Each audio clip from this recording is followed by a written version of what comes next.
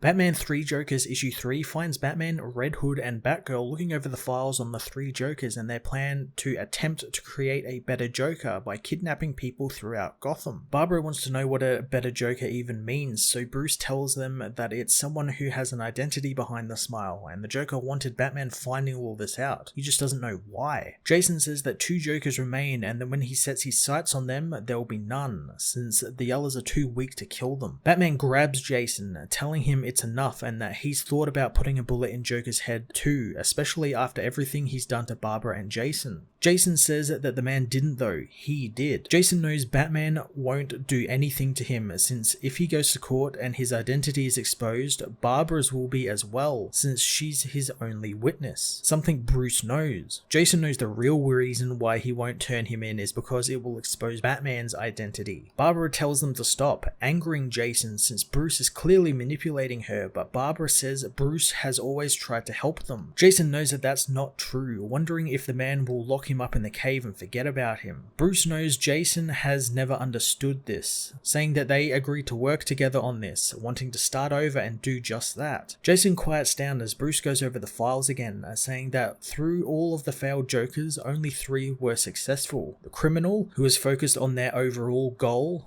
the clown, who was all about the lethal campiness, and the comedian, who has a sadistic streak stronger than the other Jokers. Barbara thinks that one of them is the original and Bruce confirms it, saying that he made the other 2 Jokers at some point in time and it's all a joke to them. Barbara doesn't think so, however, and that maybe the others were there to hide the original's identity, and maybe finally they can find out who the Joker really is. Jason thinks it's a nobody, but Bruce knows there is something he can tell them. First apologizing to Jason for failing him, wanting the man to leave Red Hood behind. Jason refuses, only wanting to focus on stopping the Jokers, since he doesn't need any of their help. Talk turns back to what Batman found, but the hero refuses to tell them what he was going to say, making Jason realize Bruce does know Joker's real name, but Barbara knows that that's not something he would keep from them. Suddenly an alarm goes off, and later at the burning Blackgate, Batman learns Joe Chill was taken. He wants to see the man's cell, looking around and quickly finding a series of letters written to Bruce Wayne. Batman shares his find with Gordon, learning from a guard that Joe would write letters all the time. Batman asks why the letters were never mailed, learning from the guard that he should probably go and speak with Reverend Evans. Outside Blackgate, Jason and Barbara talk, with the man admitting he knows he screwed up. Barbara knows that that's an understatement and he's put them in a difficult position, trapping both her and Bruce in this. Jason knows he will never do anything like that again, and Barbara hopes not, since next time she'll have to unmask herself. Bruce goes to see the Reverend, asking why none of the dozen letters apologizing to Bruce Wayne were ever finished. Evans says that Joe was taking school classes while incarcerated and his learning disability slowed him down. Batman thinks that he started writing the letters when he got cancer, but Evans reveals that they were written a long time before he fell ill, since he truly was a changed man who often talked about his darkness, a darkness he was trying to understand more about. Evans says that the man never denied what he did, trying to explain it in fact with the letters. He asks the hero why anyone would want to take Joe Chill as Batman finds a letter addressed to himself, the envelope containing a ticket to the Monarch Theatre to see The Mask of Zorro, courtesy of the Joker. The Bat family race to the theatre, finding Joker is definitely there. Bruce silently directs Batgirl and Red Hood to their breach points as he heads through the front door. The 2 other heroes break into the roof and the side exit as Bruce makes his way into the dilapidated theatre. Suddenly the projector starts up and the Joker says that the show will begin shortly as the movie begins, showing Joker telling Joe Chill to finally confess to why he really killed Thomas and Martha Wayne. The man doesn't fully understand the question, but Joker knows all about it, having read the man's letters and the Reverend's notes, knowing that he has seen the light. Batgirl and Red Hood are suddenly attacked by groups of Jokerized theatre attendants, telling Batman of the ambushes as he finds the Joker with the tied up Joe Chill. Joker says that it has come down to this moment between them, the hero and Joe Chill at the scene of the crime. Joker is aware of the other heroes, the cripple and the child, that are present, thinking of how he could have turned them into Jokers, but he knows Jason lacks sophistication and Barbara has too much heart, which is why he picked the killer. Batman grapples up into the roof where Joker is as Joe Chill's confession revelation reveals that he knew who the Waynes were and he saw them coming down the alley, hating them for their wealth. Joker reveals that he has a bomb strapped to him, telling Batman to keep his distance until he says so. Batman tells Joker he knows he wants to make a new Joker from Joe Chill, and Joker wonders how can it not be that man. Batgirl meanwhile is confronted by the comedian, who kills the attendants before retrieving his camera, telling the woman to smile. Batman wants to know why Joker is making a better Joker, and the villain says that is so he can mean more to Batman and to anyone, since right now he is undefined chaos. As Red Hood battles the Jokerized attendants, Joker reveals that he wants to be more and be everything, and Joe Chill can do that and become the Joker who matters. Batman calls Joe a sick old man, but Joker knows the chemical bath he's about to get should put him in remission, a simple trade of physical health for mental health. Joker's movie continues playing, revealing Joe thought people like him were there in their situations because of the Waynes, making him angry and bitter, so he thought that he would take whatever they had on them, but their son was with them. Red Hood meanwhile races up to find Batgirl fighting the attendants, but she's too late to warn him of the comedian, who shoots Jason in the arm from behind. The villain goes to kill the man, but Batgirl rushes to him, grabbing the camera and smashing it into his face. Joker meanwhile fires on Batman with his Tommy gun, telling him that once Joe Chill is reborn, he can finally rest. Joe's video says that he later found out who the Waynes really were, people trying to help Gotham with what they had. Batman tackles Joker down as his lighter falls into the chemical bath. Joe's message ends with him knowing that he took the people who could save Gotham, and all these years later he still doesn't know how to tell their son he is sorry. The chemical bath explodes as Joker attacks Batman, laughing as he does. The comedian also laughs, saying that he can't remember the last time he had so much fun. The fire reaches Batgirl, overcoming her and Red Hood, engulfing the comedian, who disappears into the flames, leaving his camera behind. Joker meanwhile knows that he still is going ahead with his plan, cutting the rope that is holding Joe Chill over the bath, saying another criminal falls into the burning bath and another Joker is born. Joe falls, causing Batman to grapple down after him, grabbing the man and grappling back up to the roof, just in time to catch Joker, kicking him through the theater wall. Joker is knocked out as Joe frees himself, confronted by Batman in the alley. Joe says that he knows who Batman is, knowing they talk about him in Blackgate,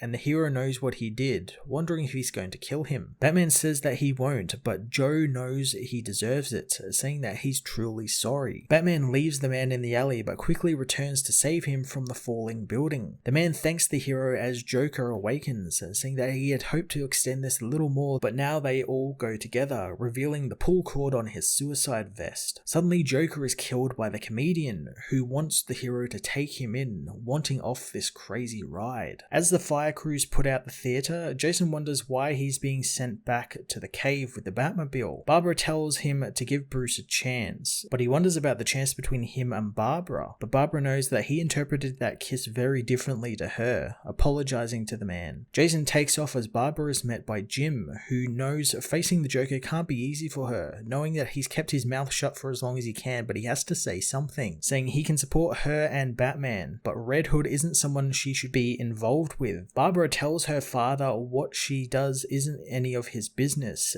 taking off on her bike. Batman meanwhile rides with the Joker to Arkham, who wonders if thanks to all of the drama, Bruce is feeling better. The Joker is well aware who Bruce, Barbara and Jason are, saying that he doesn't care at all and won't tell anyone, since the world can't ever know his true name, since it might lead to this whole thing ending. Batman asks the villain what he wants, learning it's not what the other Jokers wanted, since the clown wanted to laugh at the suffering of others and the criminal was an old delusional man who had the idea of creating a better Joker, which he finds was lunacy, since a Joker with a name and identity ruins the very definition of him, which is why he regrets making him, or maybe the criminal regrets making him. Batman wonders what the punchline is, but Joker reveals that there is no joke and there is no final twist, not until he decides to put his hand on the knife he puts in Batman's heart. He says the criminal was wrong and he is chaos, the devil, and nothing and everything everything to Batman, and it's not the Joker who's broken, it's the Batman, who was broken by pain greater than anything he ever could do to him, which is why he convinced the others Joe Chill would be the perfect Joker. Joker says that Batman saved the man who killed Thomas and Martha Wayne and the man who sent Gotham and Bruce down the drain of despair. He knows Bruce felt Chill's pain and it brought him relief to his own, meaning Joker healed Bruce Wayne's greatest wound, so now he can be his greatest pain. Joker lunges at Bruce, saying that he will cut and hurt the hero and keep twisting the knife until they die together. Later on, Bruce reads Joe's letter, going to see the man in hospital, forgiving him and staying with him until he dies. Afterwards, Bruce drives through the snowy mountains of Alaska, remembering how he told Alfred that even if Jason had killed the Jokers, it never would have been over for him or Barbara. Later, Jason leaves a letter for Barbara, telling her that he wants to make a change, knowing that he can't do it without her. He knows why he has come across cold and distant, revealing he admired Barbara's strength and determination, telling her that they could have been great together and he would give up being Red Hood for them, knowing that he could be something else or just be Jason Todd. He sticks the letter to her door, but it soon falls to the ground, collected by a cleaner, as it ends with him telling Barbara he loves her and he doesn't think he's worth a chance, and if she doesn't think so, she can just throw away the letter and they will never speak of it again. Bruce soon arrives at a home as he remembers Alfred telling him that all through the hate,